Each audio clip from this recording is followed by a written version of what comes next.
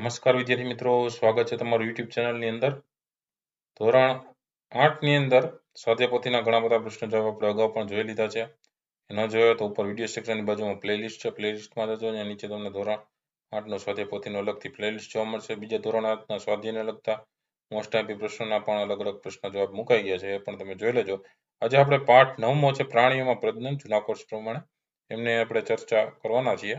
તો એના દરેક પ્રશ્નના જવાબો છે એ આપણે જોઈ લઈએ. જેમાં પહેલો પ્રશ્ન છે, નીચેના દરેક પ્રશ્નના ઉત્તર માટે આપેલા વિકલ્પમાંથી સાચો વિકલ્પ શોધી તેનો ક્રમ અક્ષર ABCD પ્રમાણે સામેના ખાનામાં લખવાનો છે. પહેલું છે, અંતઃફલન શેમાં થાય છે? તો અંતઃફલન માદાના શરીરમાં થાય છે, બરાબર, એટલે જવાબમાં એ આવશે. બીજું છે, નીચેના પૈકી કયું પ્રાણી અંતઃફલન દર્શાવે છે? મરઘી છે અંતઃફલન દર્શાવે છે, તો જવાબમાં C આવશે. ત્રીજું છે, ટેડપોલ જે પ્રક્રિયા દ્વારા પુખ્ત દેડકામાં વિકસિત થાય છે તે પ્રક્રિયાને શું કહે છે? તો એના જવાબમાં B આવશે, કાયાંતરણ. ચોથું છે, જાતિનું સાતત્ય જાળવી રાખવા માટે કઈ ક્રિયા આવશ્યક છે? પ્રજનનની ક્રિયા આવશ્યક છે, તો જવાબમાં C આવશે. પાંચમું છે, ફલન દ્વારા નિર્માણ પામતી રચનાને શું કહે છે? તો એને યુગ્મનજ કહેવાય છે, જવાબમાં એ આવશે. છઠ્ઠું છે, યુગ્મનજનું નિર્માણ થતું હોય તે પ્રજનન કયા પ્રકારનું ગણાય? તો એ લિંગી પ્રજનન ગણાય, તો એના જવાબમાં B આવશે. સાતમું છે, સ્ત્રીના બે અંડપિંડ પ્રતિમાસ વારાફરતી કેટલા અંડકોષ મુક્ત કરે છે? એક અંડકોષ મુક્ત કરે છે, જવાબમાં એ આવશે. આઠમું છે, શુક્રકોષમાં પૂંછડીનું શું કાર્ય છે? તો જવાબમાં D આવશે, હલનચલન અને પ્રચલન. નવમું છે, નીચેના પૈકી કયું સ્ત્રી પ્રજનન અંગ નથી? જવાબમાં મૂત્રાશય આવશે, જવાબમાં D. 10મું છે, શિશુનો વિકાસ સ્ત્રી શરીરના કયા અંગમાં થાય છે? ગર્ભાશયમાં થાય છે, જવાબમાં C આવશે. 11મું છે, યુગ્મનજમાં કેટલા કોષ કેન્દ્ર હોય છે? તો યુગ્મનજમાં એક કોષ કેન્દ્ર હોય છે, જવાબમાં B આવશે, 1. 12મું છે, નીચેના પૈકી કઈ રચના બહુકોષી છે? તો ભ્રૂણ છે બહુકોષી રચના છે, જવાબમાં D આવશે. 13મું છે, કલિકા સર્જન પદ્ધતિથી અલિંગી પ્રજનન કરતું એક કોષી સજીવ કયું છે? તો ઈસ્ટ નામનો સજીવ છે, તો જવાબમાં D આવશે. બીજો પ્રશ્ન છે, નીચેના પ્રશ્નનો માત્ર ઉત્તર લખો. જેમાં પહેલું, સ્ત્રીના કયા પ્રજનન અંગમાં ફલનની ક્રિયા થાય છે? તો જવાબમાં આવશે અંડવાહિની. બીજું, દેડકામાં કયા પ્રકારનું ફલન જોવા મળે છે? તો જવાબમાં આવશે બાહ્ય ફલન. ત્રીજું, અંડપિંડમાંથી અંડકોષ મુક્ત થવાની ક્રિયાને શું કહે છે? તો જવાબમાં આવશે અંડપાત. ચોથું, ગર્ભ કયા અંગની દિવાલ પર સ્થાપિત થઈ વિકાસ પામે છે? તો જવાબમાં આવશે ગર્ભાશય. પાંચમું, મરઘીમાં ઈંડાની ફરતે સખત કવચ કયા અંગમાં નિર્માણ પામે છે? જવાબમાં આવશે અંડવાહિની. છઠ્ઠું, વંધ્યત્વની સારવાર માટે વિકસેલી કૃત્રિમ પ્રજનન પદ્ધતિ કઈ છે? તો જવાબમાં આવશે IVF. સાતમું, ડોલીના નિર્માણ માટે કયા માતૃ પ્રાણીનો અંડકોષ ઉપયોગમાં લીધો હોવા છતાં તેનું કોઈ લક્ષણ પ્રદર્શિત ન થતું હતું? જવાબમાં આવશે સ્કોટિશ બ્લેકફેસ ઈવ. આઠમું, કોના ઈંડાઓ કોમળ અને જેલીફેટથી જોડાયેલા હોય છે? તો જવાબમાં આવશે દેડકા. ત્રીજો પ્રશ્ન, નીચેના પ્રશ્નના એક વાક્યમાં ઉત્તર લખો. પહેલું, પ્રજનનના મુખ્ય પ્રકાર જણાવો. તો જવાબ આવશે, પ્રજનનના મુખ્ય બે પ્રકાર છે, પહેલું લિંગી પ્રજનન અને બીજું અલિંગી પ્રજનન. બીજું, યુગ્મનજનું નિર્માણ કેવી રીતે થાય છે? તો એનો જવાબ આવશે, યુગ્મનજનું નિર્માણ નરજન્યુ અને માદાજન્યુના જોડાણથી થાય છે. ત્રીજું, પુરુષમાં નર પ્રજનન કોષોનું નિર્માણ કયા અંગમાં થાય છે? તો જવાબ આવશે, પુરુષમાં નર પ્રજનન કોષોનું નિર્માણ શુક્રપિંડમાં થાય છે. ચોથું, અંડવાહિનીનું બીજું નામ જણાવો. તો એનો જવાબ આવશે, અંડવાહિનીનું બીજું નામ ફેલોપિયન નલિકા છે. પાંચમું, ફલનના કેટલા પ્રકાર છે ને ક્યાં ક્યાં? એનો જવાબ આવશે, ફલનના બે પ્રકાર છે, બાહ્ય ફલન અને અંતઃફલન. છઠ્ઠું, નવી સંતતિમાં માતૃ અને પિતૃ પેઢીના લક્ષણો કયા કોષો વડે આનુવંશિક થાય છે? તેનો જવાબ છે, નવી સંતતિમાં માતૃ અને પિતૃ પેઢીના લક્ષણો અનુક્રમે અંડકોષ અને શુક્રકોષ વડે આનુવંશિક થાય છે. સાતમો પ્રશ્ન છે, અલિંગી પ્રજનન પદ્ધતિના પ્રકાર જણાવો. એનો જવાબ આવશે, અલિંગી પ્રજનન પદ્ધતિના પ્રકારમાં પહેલું દ્વિભાજન, બીજું કલિકા સર્જન, ત્રીજું અવખંડન અને ચોથું બીજાણુ નિર્માણ.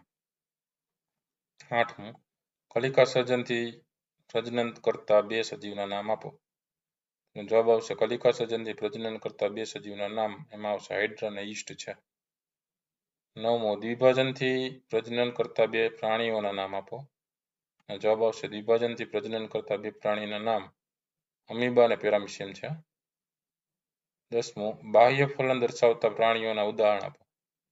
જવાબ આવશે, બાહ્ય ફલન દર્શાવતા પ્રાણીઓ માછલી, દેડકો અને તારા માછલી છે. 11મું, કયા પ્રાણીઓમાં અંતઃફલન થાય છે? તો મનુષ્ય, ગાય, કૂતરા, મરઘી વગેરેમાં અંતઃફલન થાય છે. 12મું, કયા પ્રાણીઓના અંડકોષ મોટા હોય છે? અને જવાબ આવશે મરઘી અને સાંભળું પ્રાણીના અંડકોષ મોટા હોય છે. 13મું, અપત્ય પ્રસવી પ્રાણીના ઉદાહરણ આપો. તેનો જવાબ આવશે અપત્ય પ્રસવી પ્રાણીના ઉદાહરણમાં મનુષ્ય, ગાય, કૂતરા છે. ચોથો પ્રશ્ન છે વ્યાખ્યા આપો. પહેલી વ્યાખ્યા પ્રજનન. તો પ્રજનન એટલે પોતાના જેવા જ નવા બાળ સજીવનું નિર્માણ કરવાની પ્રક્રિયા. બીજું ફલન. તો લિંગી પ્રજનનમાં શુક્રકોષ અને અંડકોષના જોડાણની ક્રિયાને ફલન કહે છે. અને ત્રીજી વ્યાખ્યા છે અલિંગી પ્રજનન. એ પ્રજનનમાં એક જ પિતૃ સંકળાયેલા હોય અને પ્રજનન કોષોના નિર્માણ વગર સંતતિના નિર્માણને અલિંગી પ્રજનન કહે છે. પ્રશ્ન નંબર 5, નીચેના પ્રશ્નના ટૂંકમાં ઉત્તર લખો. જેમાં પહેલું, સજીવોમાં પ્રજનનનું મહત્વ સમજાવો. તો એનો જવાબ આવશે સજીવોમાં પ્રજનનનું મહત્વ. પહેલું, પોતાના જેવા જ બાળ સજીવોનું નિર્માણ થાય છે. બીજું, જે તે જાતિના સભ્યોની સંખ્યામાં વધારો થાય છે. ત્રીજું, સજીવોમાં પેઢી દર પેઢી નિરંતરતા બનાવી રાખવાનું સુનિશ્ચિત કરે છે. ચોથું, જાતિઓનું સાતત્ય જાળવી રાખે છે. બીજો પ્રશ્ન છે મનુષ્યમાં ફલનની પ્રક્રિયા સમજાવો. જવાબ લખી શકે કે મનુષ્યમાં લિંગી પ્રજનન થાય છે. ફલનની ક્રિયા સ્ત્રી શરીરની અંદર થાય છે, તેને અંતઃફલન કહે છે. મૈથુન ક્રિયા દરમિયાન પુરુષના શુક્રકોષો સ્ત્રીના પ્રજનન માર્ગમાં મુક્ત થાય છે. આ શુક્રકોષો સ્ત્રી શરીરની અંડવાહિનીમાં અંડકોષના સંપર્કમાં આવે છે. ફક્ત એક શુક્રકોષ અંડકોષ સાથે જોડાઈને એક થઈ જાય છે. શુક્રકોષ અને અંડકોષના આ જોડાણને ફલન કહે છે. ફલનની ક્રિયાના પરિણામે યુગ્મનજનું નિર્માણ થાય છે. ત્રીજું છે કાયાંતરણ એટલે શું? ઉદાહરણ આપો. જવાબ જોઈએ. કેટલાક પ્રાણીઓમાં નવજાત બાળ પ્રાણી પુખ્ત પ્રાણીથી અલગ હોય છે. નવજાત બાળ પ્રાણીમાં વૃદ્ધિ અને વિકાસની સાથે વિશેષ પરિવર્તનો થાય છે. આ પરિવર્તનો વડે પુખ્ત પ્રાણી જેવા સ્વરૂપમાં રૂપાંતર પામે છે. આ ક્રિયાને કાયાંતરણ કહે છે. ઉદાહરણ તરીકે વાત કરીએ તો પહેલું, રેશમના કીડાની ઈયળનું રેશમના કીડામાં કાયાંતરણ. બીજું, નવજાત ટેડપોલનું પુખ્ત દેડકામાં કાયાંતરણ. ત્યાર પછી ચોથો પ્રશ્ન, દેડકામાં ફલનની ક્રિયા સમજાવો. જવાબ લખી શકીએ કે દેડકામાં ફલનની ક્રિયા પ્રાણીમાં થાય છે. માદા દેડકો પાણીમાં ઘણા અંડકોષ ત્યાગ કરે છે. તરત જ પાણી આવશે, પાણીમાં થાય છે. માદા દેડકો પાણીમાં ઘણા અંડકોષો ત્યાગ કરે છે. તરત જ નર દેડકો તેના પર શુક્રકોષો ત્યાગ કરે છે. શુક્રકોષો પૂંછડીની મદદથી પાણીમાં તરી અંડકોષના સંપર્કમાં આવે છે. તેના પરિણામે ફલન થાય છે. આવું ફલન કેવું કહેવાય? તો કે બાહ્ય ફલન છે. છઠ્ઠો પ્રશ્ન છે વૈજ્ઞાનિક કારણો આપી સમજાવો. જેમાં પહેલું છે પ્રજનન બધા જ સજીવો માટે જરૂરી છે. તેનો જવાબ લખી શકીએ. પહેલું, પ્રજનન નવી સંતતિનું નિર્માણ કરવાની ક્રિયા છે. બીજું, કોઈ સજીવ અમર નથી. ત્રીજું, નવી સંતતિમાં નિર્માણ વડે પોતાની જાતિનું સાતત્ય જાળવી રાખવામાં આવે છે. ચોથું, સજીવોમાં પેઢી દર પેઢી નિરંતરતા બનાવી રાખવા માટે પ્રજનન જરૂરી છે. ત્યાર પછી પ્રશ્ન નંબર 2, સંતતિમાં કેટલાક લક્ષણો માતૃપક્ષમાંથી અને કેટલાક લક્ષણો પિતૃપક્ષમાંથી આનુવંશિક થાય છે. જવાબ લખી શકીએ. પહેલું, મનુષ્યમાં લિંગી પ્રજનન ક્રિયા થાય છે. બીજું, ફલન ક્રિયામાં માતાનો અંડકોષ અને પિતાનો શુક્રકોષ જોડાઈને યુગ્મનજ બને છે. ત્રીજું, યુગ્મનજમાં અંડકોષના કોષ કેન્દ્રમાં રંગસૂત્ર પરના જનીનો માતૃપક્ષના લક્ષણોનું વહન કરે છે. ચોથું, શુક્રકોષના કોષ કેન્દ્રમાં રંગસૂત્રના જનીનો પિતૃપક્ષના લક્ષણો વહન કરે છે. પાંચમું, આમ યુગ્મનજમાંથી વિકસતા શિશુમાં માતૃ અને પિતૃ એમ બંને પક્ષના કેટલાક લક્ષણો આનુવંશિક થાય છે. ત્યાર પછી આવે છે પ્રશ્ન નંબર 3, માછલી અને દેડકા જેવા પ્રાણીઓ સેંકડો અંડકોષો અને લાખો શુક્રકોષો મુક્ત કરે છે. ત્યાં જવાબ લખી શકીએ. પહેલું, માછલી અને દેડકા જેવા પ્રાણીઓ બાહ્ય ફલન દર્શાવે છે. બીજું, આ પ્રાણીઓના અંડકોષો અને શુક્રકોષો બાહ્ય પરિબળો, પાણીની ગતિ, વાયુ અને વરસાદની અસરથી સતત પ્રભાવિત થતા રહે છે. ત્રીજું, કેટલાક પ્રાણીઓ આ ઈંડાઓનું ભોજન કરે છે. ચોથું, આથી અંડકોષો અને શુક્રકોષોનું મોટી સંખ્યામાં ઉત્પન્ન થવું આવશ્યક છે. પાંચમું, કેટલાક અંડકોષોનું શુક્રકોષો વડે ફલન શક્ય બને અને નવી સંતતિમાં નિર્માણ થાય એના વડે જાતિનું સાતત્ય જળવાઈ રહે છે. પ્રશ્ન નંબર 7, તફાવતના બે મુદ્દા લખો. જેમાં પહેલો તફાવત છે ફલિતાંડ અને ગર્ભ. તો ફલિતાંડમાં પહેલું તે એકકોષીય છે, જ્યારે ગર્ભ છે તે બહુકોષીય છે. ફલિતાંડમાં બીજું, શુક્રકોષ અને અંડકોષના જોડાણથી ફલિતાંડ નિર્માણ પામે છે, જ્યારે ગર્ભમાં તો કે ફલિતાંડમાં થતા વારંવાર વિભાજનથી ગર્ભનું નિર્માણ થાય છે. બીજું છે અલિંગી પ્રજનન અને લિંગી પ્રજનન. તો એનો પહેલો આવશે એક જ સજીવ ભાગ લે છે, જ્યારે લિંગીમાં બે સજીવ ભાગ લે છે. બીજું, અલિંગીમાં તેમાં પ્રજનન કોષો બનતા નથી, જ્યારે લિંગીમાં તો કે નર અને માદા પ્રાણી શરીરમાં પ્રજનન કોષો બને છે. ત્રીજો તફાવત શુક્રકોષ અને અંડકોષ. તો શુક્રકોષમાં પહેલું કે તે નર પ્રજનન કોષ છે, જ્યારે અંડકોષ છે તે માદા પ્રજનન કોષ છે. બીજું, શુક્રકોષમાં કે તે શુક્રપિંડમાં ઉત્પન્ન થાય છે, જ્યારે અંડકોષમાં તો કે તે અંડપિંડમાં ઉત્પન્ન થાય છે. પ્રશ્ન નંબર 8, નીચેના વિધાનોમાં ખરા વિધાન સામે સાચું અને ખોટા વિધાન સામે ખોટાની નિશાની કરો. પહેલું, પ્રત્યેક શુક્રકોષ એકકોષીય રચના છે, એમાં સાચું. બીજું, દેડકામાં બાહ્ય ફલન થાય છે, એમાં સાચું. ત્રીજું, ફલન બાદ મૂકવામાં આવતું ઈંડું એકકોષીય રચના છે, એમાં સાચું. ચોથું, અમીબા કલિકા સર્જન દ્વારા પ્રજનન કરે છે, એમાં ખોટું. પાંચમું, દ્વિભાજન અલિંગી પ્રજનનની પદ્ધતિ છે, એમાં સાચું. છઠ્ઠું, ભ્રૂણ એક જ કોષનો બનેલો હોય છે, એમાં ખોટું. સાતમું, સ્ત્રીના બંને અંડપિંડમાંથી પ્રતિ માસ એક અંડકોષ મુક્ત થાય છે, એમાં ખોટું આવશે.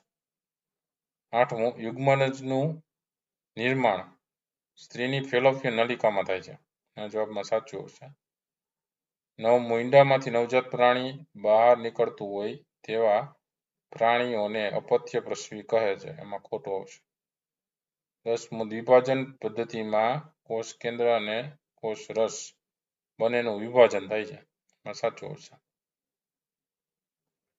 પ્રશ્ન નંબર 9, ખાલી જગ્યા પૂરો. જેમાં પહેલી ખાલી જગ્યા, પુરુષમાં નર પ્રજનન કોષોનું નિર્માણ ખાલી જગ્યા અંગમાં થાય છે, તો આવશે જવાબમાં શુક્રપિંડ. બીજું, ટેડપોલ એ ખાલી જગ્યાના વિકાસની એક અવસ્થા છે, તો જવાબમાં આવશે દેડકા. ત્રીજું, શુક્રકોષ અને અંડકોષ ખાલી જગ્યાની ક્રિયા વડે યુગ્મનજનું નિર્માણ કરે છે, અને જવાબમાં આવશે ફલન. ચોથું, IVF પદ્ધતિ દ્વારા જન્મેલા બાળકને ખાલી જગ્યા કહે છે, તો જવાબમાં આવશે ટેસ્ટ ટ્યુબ બેબી. પાંચમું, દેડકાના શુક્રકોષો ખાલી જગ્યાની મદદથી પાણીમાં તર્યા કરે છે, તો જવાબમાં આવશે પૂંછડી. છઠ્ઠું, હાઇડ્રાના શરીર પર જોવા મળતી એક કે વધુ ઉપસેલી રચનાને ખાલી જગ્યા કહે છે, તો જવાબમાં આવશે કલિકા. સાતમું, અમીબામાં ખાલી જગ્યા પદ્ધતિ અલિંગી પ્રજનન સૂચવે છે, તો જવાબમાં આવશે દ્વિભાજન. આઠમું, ડોલી ખાલી જગ્યા ઘેટાની તંદુરસ્ત ક્લોન હતી, તો જવાબમાં આવશે ફિન ડોરસેટ. પ્રશ્ન નંબર 10, જોડકા જોડો. વિભાગ એની સામે વિભાગ બી જોડતા જઈએ. પહેલું શુક્રકોષ, તો એમાં આવશે લાખોની સંખ્યામાં ઉત્પન્ન થાય છે, તો પહેલામાં સી. બીજું, અંડકોષ, તો એ પ્રતિમાસ એક હોય છે, તો બીજામાં ડી.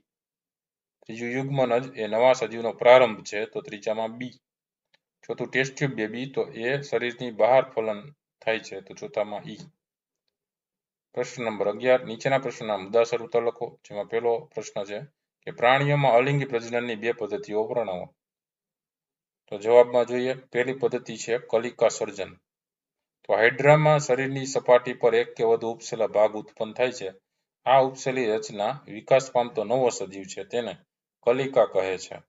આ કલિકા બાળ હાઇડ્રા સ્વરૂપમાં વિકાસ પામે છે. પિતૃ હાઇડ્રાથી અલગ પડી સ્વતંત્ર સજીવ તરીકે અસ્તિત્વ ધરાવે છે. આવા અલિંગી પ્રજનનને કલિકા સર્જન કહે છે. બીજું આવે છે દ્વિભાજન. તો અમીબા એક કોષી પ્રાણી છે. દ્વિભાજનની શરૂઆત કોષ કેન્દ્રના બે ભાગમાં વિભાજનથી થાય છે. ત્યારબાદ કોષ રસનું પણ વિભાજન થાય છે. કોષના વિભાજનથી ઉત્પન્ન થતા બંને ભાગમાં કોષ કેન્દ્ર અને કોષ રસ હોય છે.